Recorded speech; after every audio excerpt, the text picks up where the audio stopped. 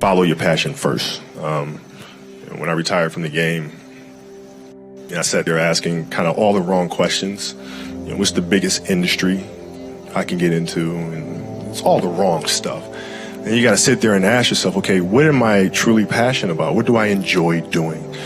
And when you feel that way, honestly, you feel like you have never worked a day in your life. It's the most fun thing in the world. You get up in the morning excited about what you're doing. And you got to be really honest with yourself about it. If you wake up in the morning and you're dreading going to work, dude, do something else. Right. Do something else. And those are hard decisions to make. But when you make those decisions, it's a very liberating experience. And you find out that the rewards will come. I think the best way to prove your value is to work, is to learn, is to absorb, to be a sponge. But you always want to outwork your potential. As hard as you believe you can work harder than that. And that's what I tried to do when I first came in the league. But basketball is such a direct competition sport that me coming in at 17, I hated when my teammates would say, I get hit with an elbow, right? Shaq would hit me with an elbow in practice. And Nick Van Exel would come up and say, "Are you okay?" I'm like, what?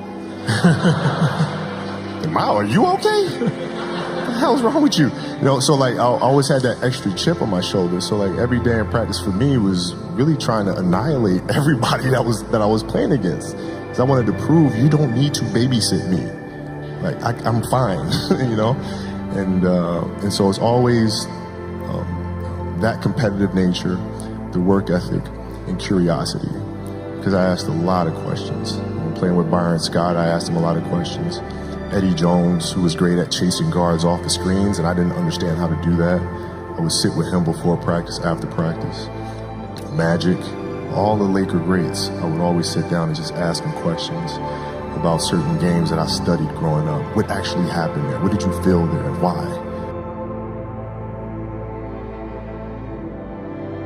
We were playing against the Lakers, Tom, and we were out here in LA. So the game was at 7. I was like, you know what? I'm gonna come to the Staples Center because we're playing. This is when the Lakers had Kobe and Shaq. Okay, this is like the championship Lakers. So I'm gonna get there at 3 o'clock, and I want to make sure I make 400 made shots before I go back into the room, and then I sit in the sauna and I get ready for the game. So, get in the car, get to the gym, get there, and as I'm walking onto the court, who do I see? I see Kobe Bryant, already working out. So once I set my foot across that line, I started working out. And so I worked out for a good hour and a half. And when I came off, after I was done, I sat down, and of course I still heard the ball bouncing.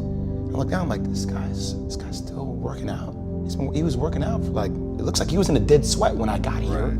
And he's still going. And it's not like his moves are nonchalant or lazy. He's doing game moves. I sit there and I unlace my shoes. I'm like, I want to see how long this goes. So I sit out there and watch 25 minutes. And he got done. I said, okay, I think I've seen enough. Go play, come back, get in the sauna, get ready for the game. That game, he drops 40 on us, okay? And after the game is over, I'm like, I have to ask this guy. I have to understand, why he works like that. Right. So after the game is over, I'm like, hey, Kobe, why were you in the gym for so long? He's like, because I saw you come in. And I wanted you to know that it doesn't matter how hard you work, that I'm willing to work harder than you. If your job is to try to be the best basketball player you can be, right? To do that, you have to practice, you have to train, right? You want to train as much as you can, as often as you can. So if you get up at 10 in the morning, train at 11, right? 12, say 12, train at 12, train for 2 hours, 12 to 2. You have to let your body recover. So you eat, recover, whatever. You get back out, you train, start training again at 6. Train from 6 to 8, right? And now you go home, you shower, you eat dinner, you go to bed, you wake up, you do it again, right? Those are 2 sessions. Right? Now imagine you wake up at 3, you train at 4, you go 4 to 6, come home, breakfast, relax, blah, blah, blah. Now you're back at it again, 9 to 11, right? You relax, and now all of a sudden you're back at it again, 2 to 4, and now you're back at it again, 7 to 9. Look how much more training I have done by simply starting at 4, right? And so now you do that, and as the years go on, the separation that you have with your competitors and your peers just grows larger and larger and larger and larger and larger. And by year 5 or 6, doesn't matter what kind of work they do in the summer, they're never going to catch up because they're 5 years behind. Right? So it makes sense to get up and start your day early because you can get more work in.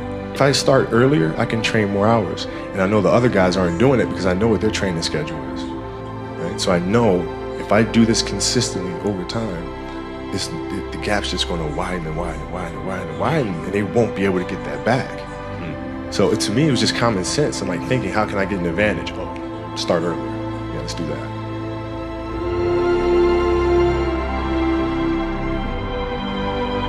How do you develop that, or where do you learn that from? Well, I think it's just it's just a matter of what's important to you.